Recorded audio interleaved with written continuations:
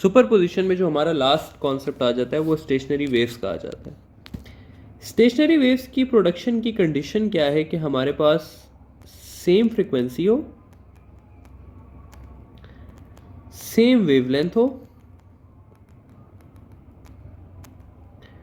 Same amplitude और direction जो है वो ऑपोजिट हो, तो तब हमारे पास क्या बनता है, हमारे पास स्टेशनरी वेव्स बनती है। ठीक है, स्टेशनरी वेव्स जो है वो हमारे पास इस तरह से होती हैं कि लेट्स से अगर मैं एक स्ट्रिंग को लेता हूँ तो स्ट्रिंग में इस तरह से वेव गई और फिर वापस इस तरह से आई, तो ये है मेरे पास एक typical picture stationary wave. Stationery waves के बारे में जो है वो ये है कि स्टेशनरी वेव्स वाइब्रेट करती है in the form of nodes and anti nodes. ठीक है, तो थोड़ा सा नोड्स और एंटी नोड्स के बारे में देख लेते हैं। अगर मैं स्टेशनरी वेव्स की बात करूं तो ये जो ब्लू वाले पॉइंट्स हैं ये आपके पास कहलाते हैं नोड्स, जबकि ये जो रेड वाले पॉइंट्स में ड्रॉ कर रहा हूं यहां पे ये शो करते हैं आपको एंटी नोड्स। ठीक है, तो स्टेशनरी वेव्स वाइब्रेट करती है in the form of nodes और एंटी नोड्स। तो थोड़ा सा हम देख लेते हैं नोड्स वर्सेस एंटी नोड्स को।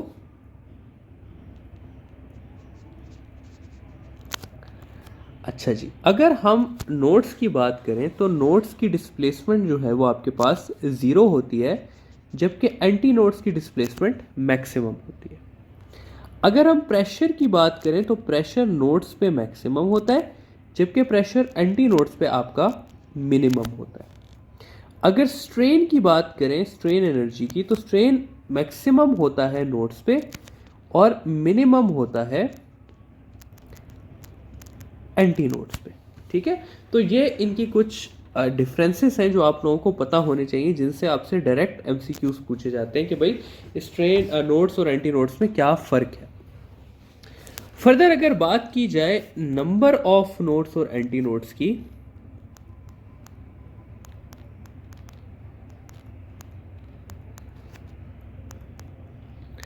तो हमारे पास 3 सिनेरियोज हैं। अगर हम स्ट्रिंग को देख लें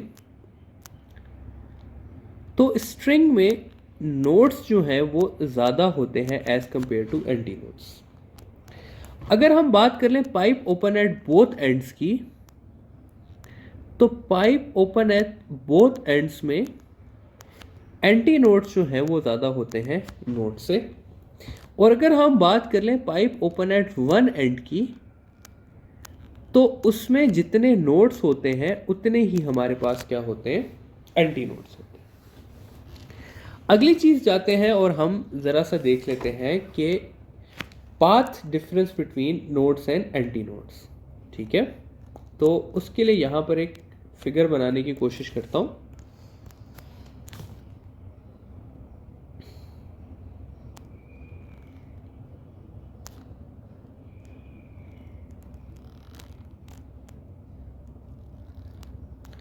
ये है जी मेरे पास एक फिगर।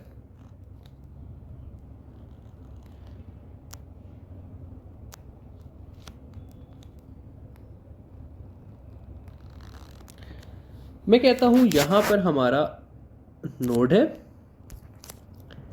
ये हमारा एंटी नोड का पॉइंट है, ये फिर हमारा नोड है, ये फिर हमारा एंटी नोड है। अब अगर मैं बात करूं डिफरेंस बिटवीन 2 कंसेक्यूटिव नोड्स के इनके बीच में लेंथ कितनी है, यानी कि 2 कंसेक्यूटिव नोड्स के बीच में लेंथ कितनी है। ठीक है, तो ये है हमारे पास λ/2। ठीक है, क्योंकि अगर ये एक कंप्लीट वेव है तो यहाँ तक हमारे पास हाफ वेव हुई, तो 2 नोड्स के बीच में डिस्टेंस कितना होता है, λ/2 होता है। अगर हम कहें कि भाई 2 एंटी नोड्स के बीच में डिस्टेंस कितना है, तो वो होता है मेरे पास λ/2। तो चाहे मैं दो नोड्स ले लूँ या चाहे मैं दो एंटी नोड्स ले लूँ, उनके बीच में डिस्टेंस कितना होगा, लैम्डा बाय 2 होगा। और फाइनली अगर मैं देख लूँ यहाँ पर between consecutive nodes and anti nodes, तो वो डिस्टेंस बनता है लैम्डा बाय 4। तो अगर मैं कहूँ कि different distance between two consecutive nodes, तो वो half wave length, distance between two consecutive anti nodes, तो वो भी हाफ वेव लेंथ, और अगर मैं कहूँ distance between two consecutive nodes and anti node, तो वो बनता है लैम्डा बाय 4। ठीक है, तो ये होगी आपकी जनरल इंट्रोडक्शन स्टेशनरी वेव्स का। अब हमने पढ़ना है जी स्टेशनरी वेव्स 3 चीज़ों में, जिसमें सबसे पहले हमने स्टडी करना है स्टेशनरी वेव्स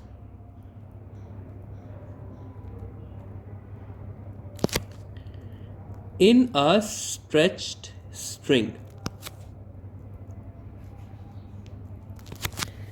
हम कंसिडर ये करते हैं स्टूडेंट्स कि हमारे पास एक स्ट्रिंग है जो कि स्ट्रेच हुई हुई है,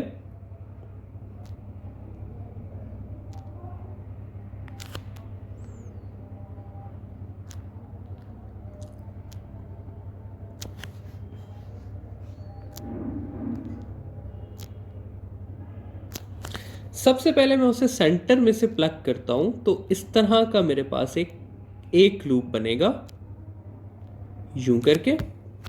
फिर अगर मैं उसे 1/4 से प्लग करता हूं, तो उसके इस तरह से 2 लूप्स बनेंगे, और अगर मैं उसे 1/8 से प्लग करता हूं, तो इस तरह से उसके 3 लूप्स बनेंगे। तो अभी हम इसको फर्स्ट, सेकंड और थर्ड लूप में स्टडी करते हैं। अगर हम फर्स्ट लूप की बात करें यहाँ पर, तो फर्स्ट लूप में ये जो इसकी लेंथ है, इसके अंदर हमने देखना है कि कितने वेवलेंथ्स हैं। तो इसकी लेंथ के अंदर ये हाफ वेवलेंथ है। ठीक है, हमने पढ़ा था कि distance between two consecutive nodes is half wavelength, तो मैं लिख सकता हूं कि इसकी लेंथ के अंदर हाफ वेवलेंथ है। या मैं इसको ऐसे भी लिख सकता हूं कि इसका लैम्डा जो है वो 2L के इक्वल है। अब स्टूडेंट्स हमें यह पता होता है कि वेलोसिटी इक्वल होती है एफ लैम्डा के, या इसको मैं लिख सकता हूं F is equal to V over lambda. First loop की फ्रीक्वेंसी हमारे पास कहलाती है फर्स्ट हार्मोनिक फ्रीक्वेंसी,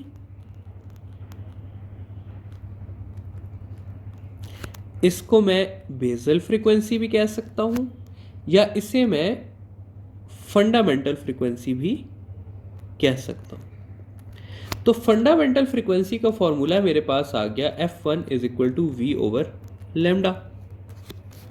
अब लैम्डा मेरे पास इक्वल है 2L के, तो F1 मेरे पास हो जाएगा V ओवर 2L। ठीक है, या V मेरे पास इक्वल होता है T बाय M के, कैपिटल M के, ये हमने वेलोसिटी ऑफ ट्रांसवर्स वेव में पढ़ा था। तो इस इक्वेशन को मैं चेंज करके इस तरह भी लिख सकता हूं कि 1 ओवर 2L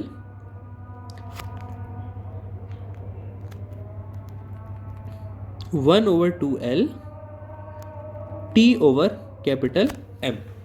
ठीक है, अब अगर हम 2 लूप्स की बात करें यहां पर, तो 2 लूप्स में अगर आप देखें तो इसकी L के अंदर ये एक लैम्डा बाय 2 हो गया और ये दूसरा लैम्डा बाय 2 हो गया। तो मैं ऐसे लिख सकता हूं कि इसकी लेंथ के अंदर 2 लैम्डा बाय 2 वेवलेंथ शामिल है, या इसका लैम्डा इक्वल है 2L बाय 2 के। अब अगर मैं इसकी फ्रीक्वेंसी कहूंगा तो वो सेकंड हार्मोनिक फ्रीक्वेंसी हो जाएगी, क्योंकि वो 2 लूप्स की है। तो सेकंड हार्मोनिक फ्रीक्वेंसी इक्वल हो जाएगी V ओवर लैम्डा। लैम्डा मेरे पास इक्वल है 2L ओवर 2 के, ये 2 ऊपर चला जाएगा और मेरे पास बच जाएगा F2 is equal to 2V over 2L। V over 2L हमारे पास इक्वल है F1 के, तो मैं यहां पर लिख सकता हूं 2F1। ठीक है, इसको मैं इस तरह से भी लिख सकता हूं कि F2 is equal to 2 into 1 over 2L T over capital M।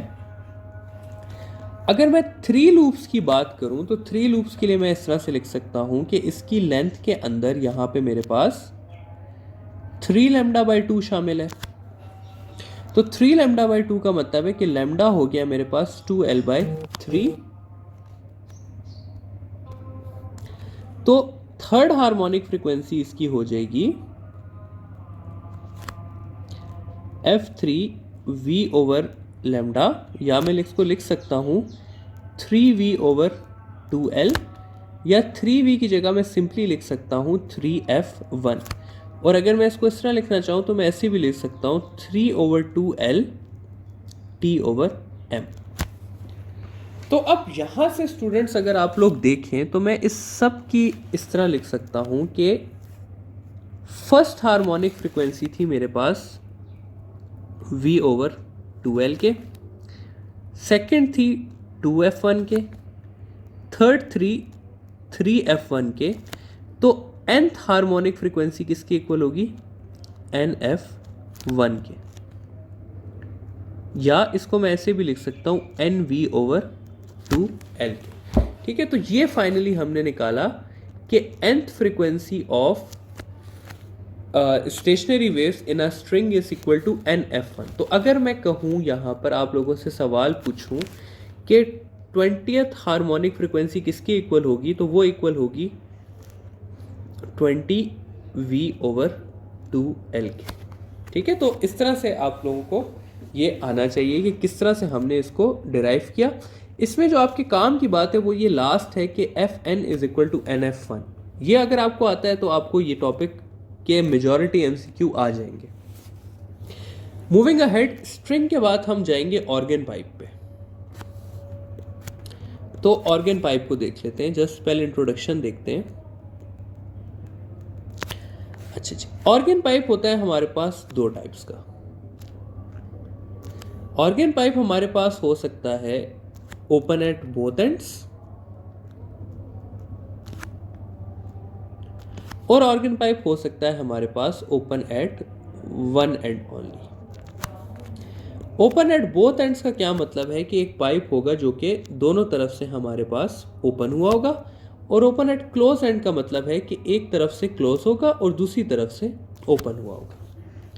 अब यहां पर आप लोगों ने एक बात याद रखनी है कि ओपन एंड पे हमेशा एंटी नोड बनेगा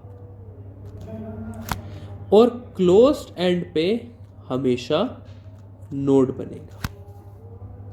तो अगर मैं इसका फर्स्ट सिनेरियो बनाऊंगा तो फर्स्ट सिनेरियो यहां पर भी एंटी नोड बनाना पड़ेगा और यहां पर भी।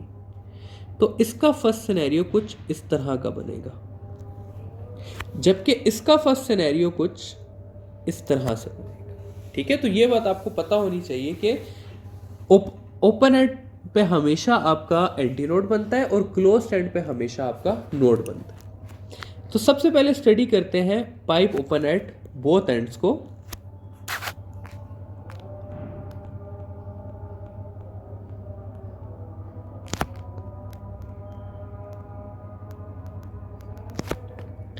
तो इसके सिनेरियोस को बारी बारी स्टडी कर लेते हैं। जिस तरह हमने उसके 3 सिनेरियो स्टडी किए, इसके भी इसी तरह हम 3 सिनेरियो स्टडी कर लेंगे।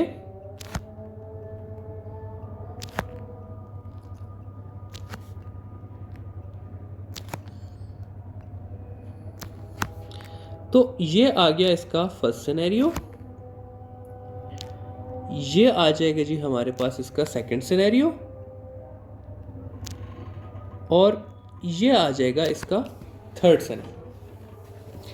अब स्टूडेंट्स वही वाली बात है कि हमने ये देखना है कि इसकी लेंथ में कितने लैम्डा शामिल है। तो इसकी लेंथ में यहां तक हो गया लैम्डा बाय 4 और यहां तक भी हो गया लैम्डा बाय 4, तो ये हो गया लैम्डा बाय 2, या इसको मैं लिख सकता हूं 2 लैम्डा 2l। अब फर्स्ट हार्मोनिक फ्रीक्वेंसी जो है तो वो हो जाएगी f1 is equal to v over lambda. Lambda की जगह मैं लिख दूंगा 2l, तो f1 मेरे पास आ जाएगा v ओवर 2l। अब सेकंड की तरफ अगर हम जाएं तो इसकी लेंथ में कितने लैम्डास हैं ये देख लेते हैं। तो 4 लैम्डा बाय 4 है, तो इसको मैं इस तरह भी लिख सकता हूँ कि इसकी लेंथ के अंदर 2 लैम्डा बाय 2 है, या लैम्डा जो है वो 2l बाय 2 है। तो सेकेंड हार्मोनिक फ्रीक्वेंसी इक्वल हो जाएगी F2 is equal to V over lambda या V ओवर 2l बाय 2। ये 2 ऊपर चला जाएगा और मेरे पास F2 आ जाएगा 2V ओवर 2l, या मैं इसको लिख सकता हूँ 2F1। ठीक है। फिर फाइनली अगर हम जाएं 3 लूप्स वाले सिनेरियो पे, तो 3 लूप्स में जब हम देखेंगे तो हमें पता चलेगा कि इसकी लेंथ के अंदर 3 लैम्डा बाय 2 वेवलेंथ्स पड़े हुए हैं, या लैम्डा को मैं लिख सकता हूं 2l बाय 3। तो थर्ड हार्मोनिक फ्रीक्वेंसी हो जाएगी हमारे पास F3 is equal to V over lambda, या मैं लिख सकता हूं 3V ओवर 2l। तो F3 हो जाएगा मेरे पास 3F1। तो अब आप अगर यहां पर देखें स्टूडेंट्स, तो वही वाला पैटर्न आपके पास चल रहा है कि F1 जो है वो V ओवर 2l है, F2 जो है वो 2F1 है, F3 जो है वो 3F1 है। तो Fn आपके पास इक्वल होगा NF1 के या NV ओवर 2l के। तो ये आ गया जी हमारे पास formula of frequency for pipe open at both ends. Finally आखिरी जो है हमारे पास वो है pipe open at one end का टॉपिक, तो वो देख लेते हैं।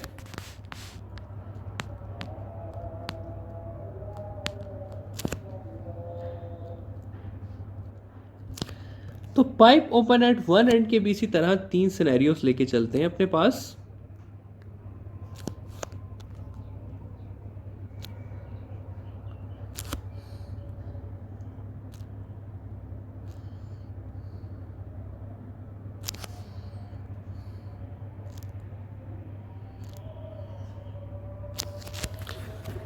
फर्स्ट सिनेरियो इसका ये आ जाएगा हमारे पास, सेकंड जो है वो ये आ जाएगा, और थर्ड जो है वो हमारे पास ये आ जाएगा। ठीक है। तो अब हम देखते हैं उसी तरह कि किसकी लेंथ में कितने वेवलेंथ शामिल हैं। तो यहाँ से लेकर यहाँ तक यानी कि एक एंटी नोड है और एक नोड है। तो एक एंटी नोड और नोड के बीच में हमने क्या पढ़ा था, कितना वेवलेंथ शामिल होता है, तो वो होता है लैम्डा बाय 4। ठीक है। या मैं लैम्डा को लिख सकता हूं 4l। अब अगर मैं फर्स्ट हार्मोनिक फ्रीक्वेंसी की बात करूं तो वो इक्वल हो जाएगी v ओवर लैम्डा, या लैम्डा की जगह मैं लिख सकता हूं 4। तो F1 मेरे पास इक्वल है v ओवर 4l के। ठीक है। फिर अगर सेकंड सिनेरियो को हम देख लें, तो सेकंड सिनेरियो में अगर आप देखें तो 1 2 3, तो ये लैम्डा बाय 4, ये लैम्डा बाय 4 और ये लैम्डा बाय 4। तो इसकी लेंथ में कितने शामिल हैं, 3 लैम्डा बाय 4, या लैम्डा को मैं लिख सकता हूँ 4l over 3।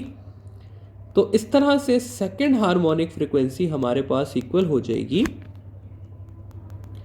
v over lambda, या मैं लिख सकता हूँ 3v ओवर 4l, या F2 को मैं लिख सकता हूँ 3F1।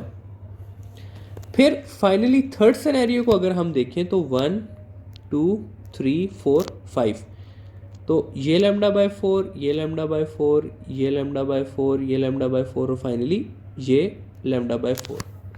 तो इसकी लेंथ में कितने लैम्डा बाय 4 शामिल हैं, 5 लैम्डा बाय 4, या लैम्डा को मैं लिख सकता हूँ 5l बाय 4,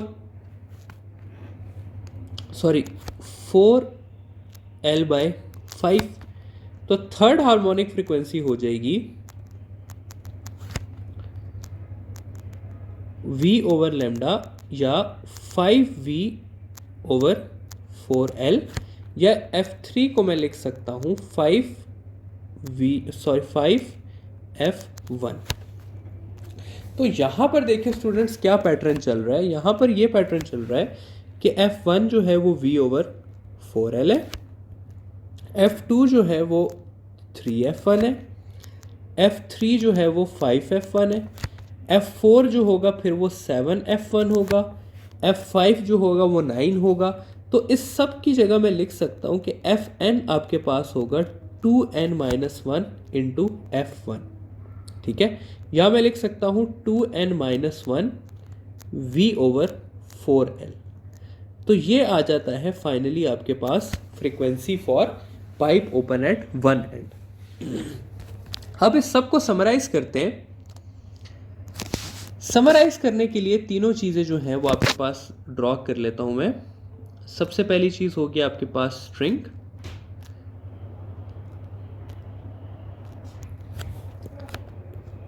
सेकंड चीज़ हो जाएगी आपके पास pipe open at both ends,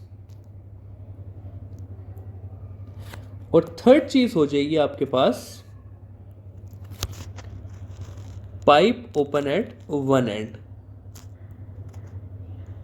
ठीक है। तो इन सब के बारे में देख लेते हैं कि क्या है क्या नहीं है। सबसे पहले बात करते हैं फंडामेंटल फ्रीक्वेंसी या फर्स्ट हार्मोनिक की। तो वो इसकी इक्वल है V/2L के। अगर Fn की बात कर लें, nth हार्मोनिक फ्रीक्वेंसी की, तो nth फ्रीक्वेंसी इसकी इक्वल है Fn is equal to NF1, या मैं लिख सकता हूं NV/2L की। अगर हम pipe open at both ends की बात कर लें, तो इसकी F1 इक्वल आ जाएगा मेरे पास V/2L के, और Fn इक्वल आ जाएगा NF1 के या फिर NV/2L के। और फाइनली अगर pipe open at one and की बात कर लें, तो इसका F1 इक्वल होगा V/4L के, और यहाँ पे Fn इसका इक्वल हो जाएगा NV/4L के, या इसको मैं लिख सकता हूँ NF1 के। सॉरी, यहाँ पे थोड़ी सी गलती होगी, इसको मैं लिख सकता हूँ 2n-1 F1 के या 2n-1 V/4L के। अब जी हम इन सारी डेटा से कुछ सवाल करते हैं, ठीक है, इस जितना हमने पढ़ा है। सबसे पहला सवाल करते हैं जी हम कि what is the ratio of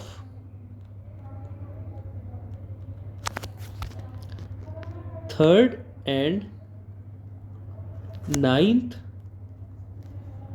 harmonic frequency in stretch string, ठीक है। तो इसको सॉल्व करते हैं। स्ट्रेच स्ट्रिंग का हमें पता है कि F3/F9 फाइंड करना है।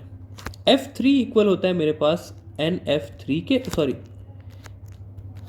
3F1 के, और F9 इक्वल होता है मेरे पास 9F1 के। F1 कैंसिल हो जाएगा, आंसर में मेरे पास बच जाएगा 3/9 या 1/3, ठीक है। अब अगर इसी स्ट्रेचेबल स्ट्रिंग की जगह आपसे पूछा होता in pipe open at both ends, तो तब क्या होता? तब ये होता कि F3/F9, यहां पर हमें पता है NF1 के इक्वल है, तो वो 3F1/9F1 हो जाता। तो ये हो जाता आपके पास 3/9 या 1/3। अगेन वही आंसर आता।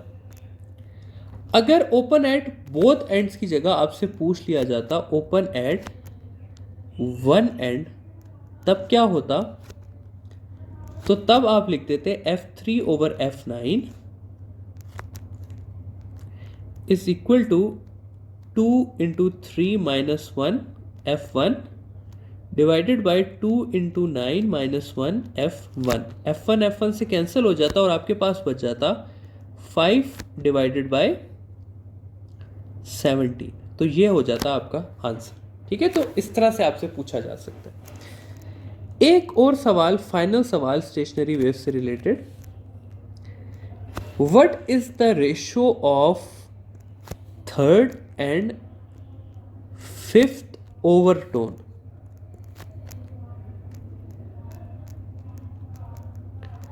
देखिए स्टूडेंट्स, ये ओवरटोन का लफ्ज जहां पर आएगा ना उसका मतलब होगा +1। तो अगर मैंने लिखा है 5th ओवरटोन तो मेरा मतलब है 6th। अगर मैं लिखूंगा 10th ओवरटोन तो मेरा मतलब होगा 11। अगर मैं लिखूंगा फर्स्ट ओवरटोन तो मेरा मतलब होगा 2। ठीक है, तो अब अगर मैं सवाल को करूं तो मुझसे पूछा हुआ है 3rd एंड 5th ओवरटोन, तो बेसिकली मुझसे 3 और 6 का रेशो पूछा हुआ है। तो 3 के लिए मैं लिख लूंगा 2 3 -1 और 6 के लिए मैं लिख लूंगा 2 6 -1। तो ये हो जाएगा मेरे पास 5/11। ठीक है, तो 5/11 आंसर आ जाएगा। तो ये था स्टूडेंट्स हमारे पास सारा का सारा स्टेशनरी वेव्स का टॉपिक, और ये हमने सुपरपोजिशन अपना ख़त्म कर लिया। अब हम जाएंगे अपने आखिरी टॉपिक की तरफ जो कि है डॉपलर इफेक्ट।